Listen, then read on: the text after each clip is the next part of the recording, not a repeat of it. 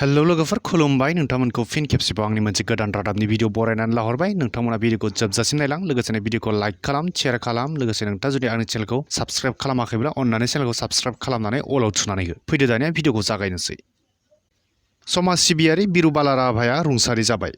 खोमसि फोथायनाय दायनि फोथायनायनि हेंथायै खामानि मावग्रा सासे रियेल हिर' बिरुबाला राभाया 13 मे समबार खालि बि बरुवा केन्सार हस्पिटालाव जोबथेहांबोयो 1954 इं मायथाइयाव गवालपारा जिल्लानि ठाकुरभिला गामियाव जोनोम मोननाय बिरुबाला राभाया समाजनिफ्राय खोमसि फोथायनायखौ होखारनांगौनि थाखाय गामि गामि हाबनानै खामानि मावदोंमोन सानसे समाव गावनिनो गामि ठाकुरभिलानि खायसे दुथां सुबुंफोरनि थुनज्लायनायाव बिरुबाला राभाखौ दायनि साजायनानै बुथारनो नाजानायनिफ्राय खुनुरोखोमै रैखा मोनदोंमोन रैखा मोनखांनानै बिथाङा जनानै थायालासे गावबादिनो समाजाव खोमसि फोथायनायजों सैनांनाय सुबुंफोरखौ रैखा खालामनो आरो खोमसि फोथायनायखौ समाजनिफ्राय गैया खालामनांगौनि थाखाय खामानि मावदोंमोन थिग बेबादिनो बिथाङा गासै 35 सुबुंफोरनि जिउखौ रैखा खालामनो हादोंमोन बेफोरबादिनो खामानि मावनायनि थाखाय बिरुबाला राभानो भारत सरकारा 2021 इं मायथाइयाव हादरनि ब्रैथि देरसिन नोगोरारि बान्था पद्मश्रीखौ होदोंमोन लोगोसे बड'फा उपेन्द्रनाथ ब्रह्म ट्रास्टआ 2015 मायथाइयाव सुबुं समाजाव होनाय बिथांनि रुजुजायै बिहोमाखौ बरायनानै बड'फा उपेन्द्रनाथ ब्रह्म सुबुंथिनि फायखि बान्थाजों बिथांखौ मान बावनाय जादोंमोन समबारखालि बिथाङा हरखाबै फुंनि 9:23 रिंगायाव रुंसारि जालांनाया समाजाव सुखुहायै खहा जानानै थाबाय जोबनायाव पद्मश्री बिरुबाला राभाखौ गावनिनो आंगो गामि ठाकुरभिलायाव थानाय आंगो न'आव रायजोआरि मान बावनायजों जोबथा बिदाय होनाय जायो बिथांनि जोबथा बिदायनि समाव आसामनि मन्त्रि जयन्त मल्ल बरुवा बिथाङाबो बाहागो लायो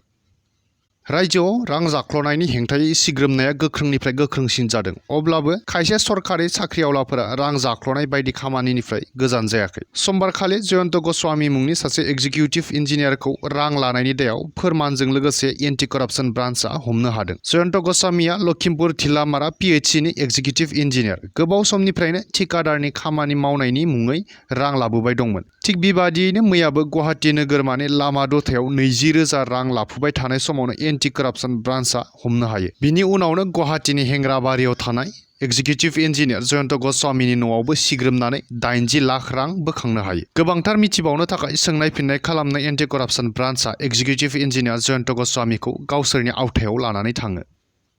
100 फुट गोजौ बिलबर्डआ गोग्लैसिननानै माखासे सुबुंनि जिउ खहा जादों मुम्बाइनि घाटकपाराव जादों बे जाथाया समबारखालि साननि समाव मुम्बाइआव जोबोर गोसा धुला बालानि बारहुंखा बारनाय आरो अखा हानायनि जाउनाव मुम्बाइनि घाटकपार ओनसोलाव थानाय गंसे पेट्रल पाम्पनि सायाव गंसे 100 फुट गोजौ लहानि बिलबर्डआ गोग्लैसिनो बे गोग्लैसिननायनि जाउनाव 9 सुबुङा जिउ खोमानो गोनां जानायजों लोगोसे 64 सुबुंफोरा जोखोम जायो जोखोम जानाय सुबुंफोरखौ राजवारि देहा फाहामसालियाव फाहामथायनि थाखाय थिसनहैनाय जायो बेबादि हर्डिं गोग्लैसिननानै दुखुनांथावै जिउ गोमानाय आरो जोखोम जानो गोनां जानायखौ महाराष्ट्रनि गाहाय मन्थ्रि एकनाथ शिन्देआ दुखु फोरमायदों लोगोसे बे जाथायाव जिउ खोमानांनाय नखरनो 5 लाख राङै अनसुंथाइ होनो थाखाय महाराष्ट्र सरकारा फोसावनानै होनाय जायो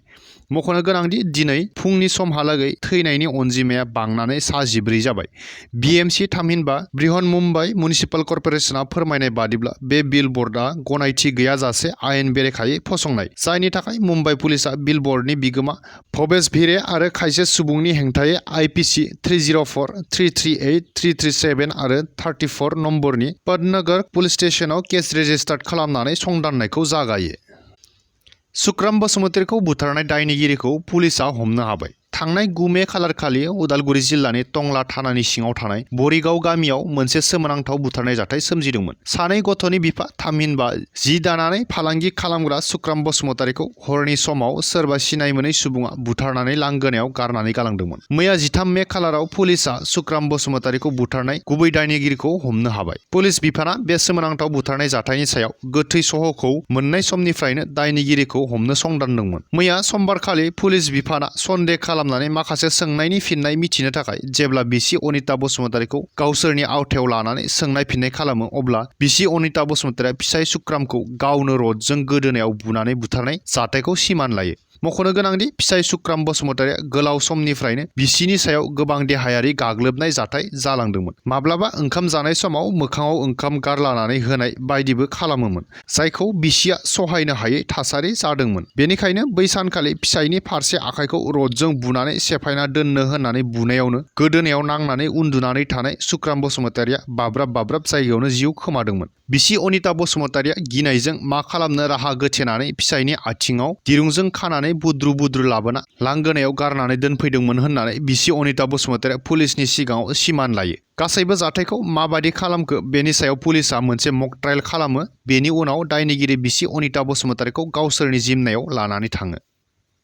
आसामनि गंसे फरायसालिनि आदब आरो खायदाजों गुबुन हादराव फरायसालि गायसनगोन। गुवाहाटी नोगोरमानि साखाथियाव अक्सर फरामनि आदबजों भुटान हादोरनि फरायसालि गायसनगोन। समबारखालि भुटाननि सोलोंथाइ बिफानजों दैथायहरजानाय सा 10 जन थान्दैफोरनि मोनसे हानजाया पामुहि घाटआव थानाय अक्सर फाउन्डेसनजों सामलायजानाय गंसे फरायसालिखौ नायगिदिंफैदों। लोगोसे फरायसालियाव फोरोंनाय फरायनायनि आयदाफोरनि सायाव मोजाङै सोंनानै मिथिलाङो। मख'नो गोनांदि अक्सर फरामाव फरायनो थाखाय फरायसाफोरा रां होनांगौनि गोनांथि गैया। बे फरायसालियाव फरायनो थाखाय फरायसालिया फरायसाफोरनिफ्राय प्लास्टिक लायो। थामहिनबा सासे फरायसाया प्लास्टिक हैब्लानो अक्सर फाउन्डेसननि बे फरायसालियाव फरायनो मोनो। हादरावनो बेबादि आदबनि फरायसालिया बे गंसेल' जानानै दं। लोगोसे बे फरायसालियाव साफ्रोमबो फरायसाखौ जायखिजाया आदबनि सायावनो ट्रेनिं होखानाय जायो, जाहाथे बे फरायसालिनिफ्राय गलांनाय फरायसाया इयुनाव जेबो साख्रि बाख्रि गैयाब्लाबो गावनो माबा मोनसे हारसिङै मावनानै जिउ खुंलांनो हायो। बैफोर गासैबो खोथाखौ बिथा खालामनानैनो भुटानाबो गावसोरनि हादराव बेबादि आदबजों फरायसालि गायसननो थाखाय गोबांथार बाथ्राखौ मिथिनो भुटाननि सोलोंथाइ बिफाना सि दर्जीनि दैदेननाय मोनसे हानजाखौ फरायसालिसिम दैथायहरो। थिग बे लेखानो थान्दै हानजाया फरायसालिनि फोरोंगिरि आरो फरायसाफोरजों गुवारै सावरायलाङो।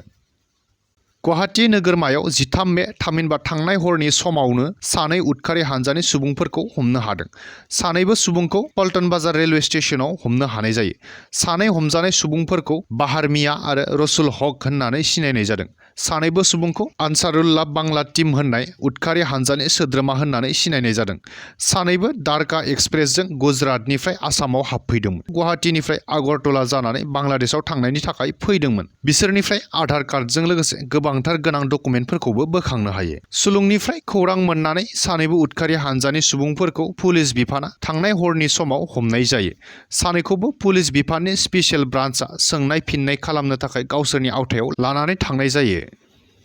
फ्रेन्ड्स, दिनैनि बे रादाबनि भिडिअखौ आं बेखिनियावनो फोजोबथ'नो होननानै सानबाय। गोजोन्थों।